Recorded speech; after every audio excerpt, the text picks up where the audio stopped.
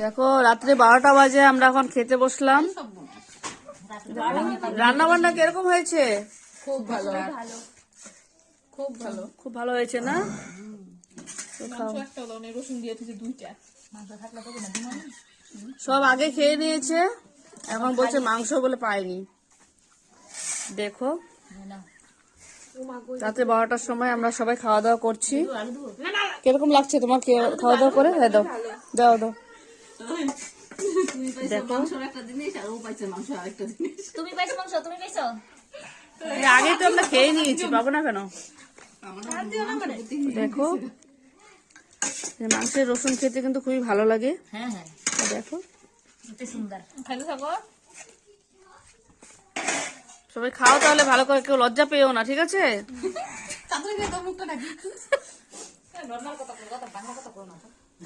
তাই না?